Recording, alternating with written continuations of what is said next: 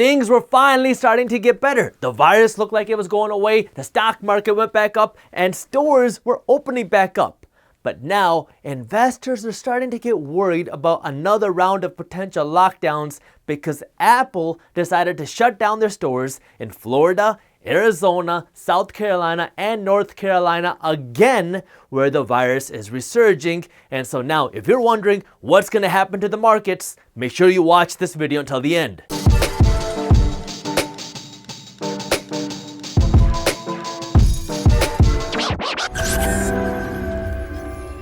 What's up, everybody? I am Jaspreet Singh from theminoritymindset.com and welcome to the Minority Mindset. In March, when the United States was first hit with the wave of lockdowns, it caught the country by surprise and the stock market plummeted 10,000 points in record time. Then a couple months later, the virus started to go away, the economy opened back up, and the stock market shot back up. But now, parts of the country are facing another dilemma with the virus resurging and cases hitting record highs. States like Florida, Texas, Arizona, and the Carolinas are seeing more cases now than they've ever seen before, and businesses and politicians are facing a bigger dilemma now than we had in March. Do governments force shutdowns again and risk destroying the economy? Do we let businesses decide if they want to stay open and risk the health of their employees and potentially be liable for them? Or is it survival of the fittest until we get a vaccine? Let people live their lives, and if you get sick and die, so be it. It's no question that lockdowns hurt the economy. I mean, we're gonna feel the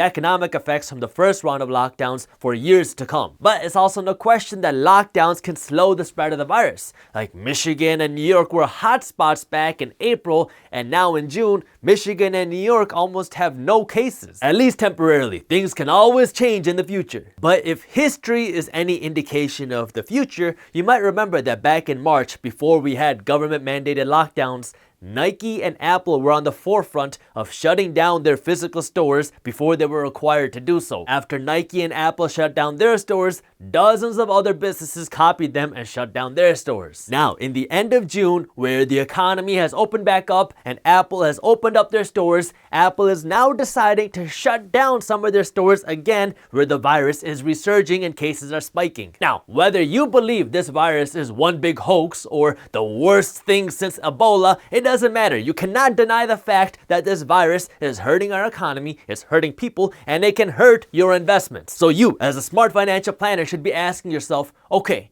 what's coming next? What can I do about it? And what can I do to come out of this on the winning side financially? Oh, and have I hit that thumbs up button below yet? First and foremost, before we get into the markets, take care of your health, okay? Your health is the most important thing here. If you are not healthy, nothing else matters. So take your precautions, take care of yourself, and take care of your families. At the time of me recording this video, this could always change in the future, but right now, there is very little support for another round of government-mandated lockdowns. Like President Trump doesn't want it, our Treasury Secretary says that we cannot have another round of lockdowns, and even states don't want it. Texas is being hit really hard. They're seeing a record number of cases, and the number of cases they're seeing keeps going up, and the governor has come out and said that they have no plans to slow anything down and that their hospital system is strong and they have lots of beds to take care of people. But if you're human and you turn on the news or you go on Facebook, chances are you're gonna see people freaking out about this virus resurging. So what's coming next? You got three scenarios of what can happen. Either states can lock down again, or states don't lock down again and businesses shut down,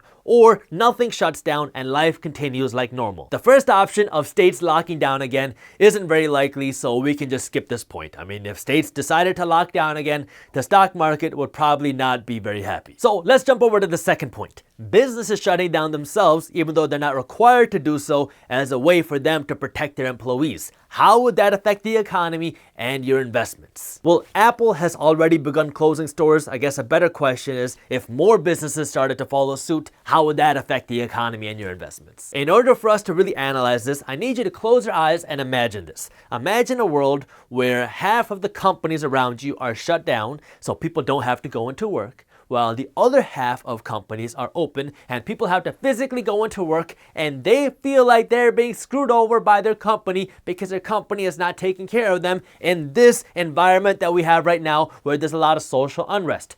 how do you think people are going to react? Well, in my imagination, you're going to have some people that are very grateful to have a job and are very happy that they're getting paid. But on the other side of my imagination, you also have some people that are upset that they have to go into work and get paid and potentially risk their health to get paid while other people don't. We've already seen this happen. Employees that are forced to go into work to get paid who face unfavorable working conditions are not going to be happy if their friends at their competing company don't have to go into work. There is a big push for people to work from home, especially for the foreseeable future, because tech companies like Facebook and Apple and Microsoft have all said that their employees can pretty much work from home indefinitely until things get sorted out with this virus. Even smaller companies like ours, Minority Mindset, nobody's working from the office anymore. Our lockdowns have ended, but we're being safe and nobody's going into the office to work. Everybody's working from home. Now, we are very blessed that we are a digital company and we can work from home.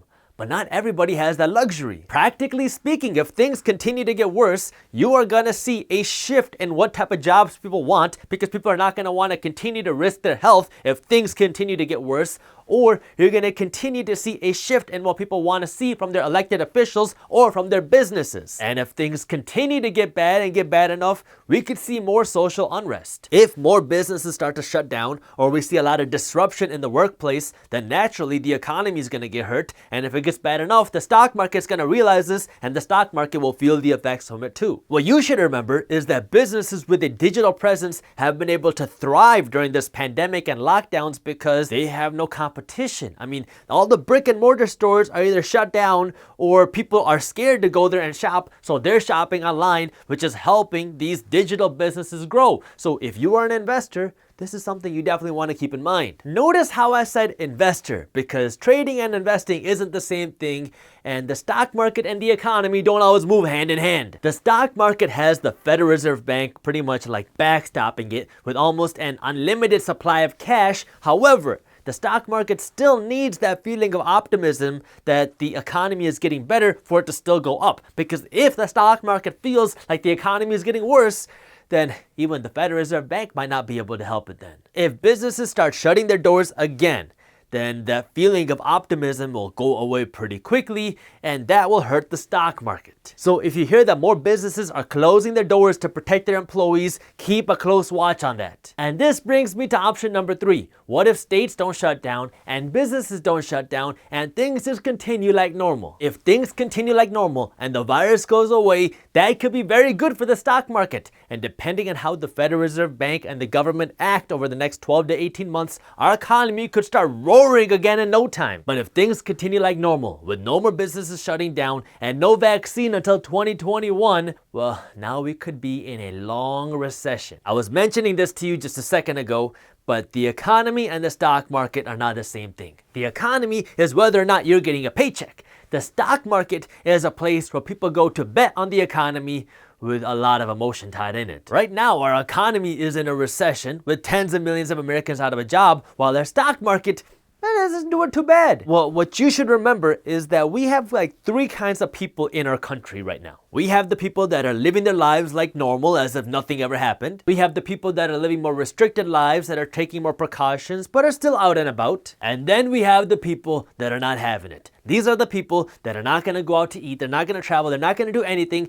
until there is a vaccine or until this virus goes away. While these 3 people love to argue with each other on Facebook as to who's right, what this means for you as an investor is that we have a chunk of America that isn't spending money because they just don't want to, or they don't feel safe doing that, which means businesses in America will be seeing slowing revenues until this virus goes away. Remember, our economy runs on spending, and if people aren't spending money, that's going to slow down the economy. I'm not going to do a full analysis of how our credit-based economy works in this video, so if you haven't subscribed to our channel yet, make sure you do that. But if people aren't spending, our economy isn't growing. After a complete economic shutdown in April and May, a little bit of positive economic news was all the stock market needed to start shooting back up. Like, you would see news saying things like, Lyft has seen a 26% increase in the amount of rides that they're doing. News like this will get investors really excited because rides were up 26%, but it's up 26% from when rides were nothing. rides are still down like 70% from a year ago. So this pandemic forced our economy to take 5 steps back, and now we've taken 1 step forward, but our stock market took 5 steps back, and now we're 4.5 steps forward in the stock market. The stock market is pricing in and assuming that our economy is going to be back to normal in no time, which is possible.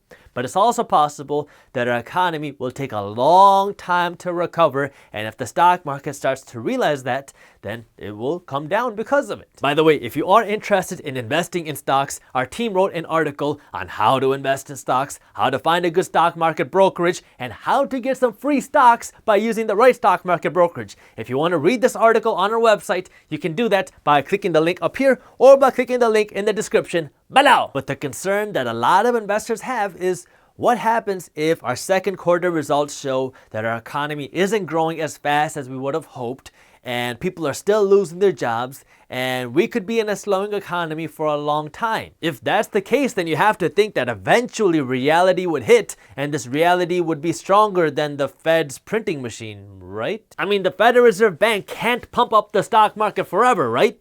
Or can they? Only time can tell. I can't predict the future. I just want you to understand what's going on. That way you can make smart decisions with your money. And if you are looking for an easy way to stay up to date on what's happening in the top finance and business news, that's why we created the free Minority Mindset newsletter, where our team first breaks down the top finance and business news, and then we show you how this news affects your wallet. That way you can be smart with your money. This newsletter is completely free, and you can subscribe to our finance and business newsletter by clicking the link up here or by clicking the link in the description below. By the way, our financial news emails are separate from our financial education emails. Thank you for watching. If you enjoyed this video, share it with one friend, that way we can help spread the word. If you want to learn more about how our credit-based economy works and how spending fuels the economy, I already made a video on it, and you can watch this video on YouTube by clicking this button right over here.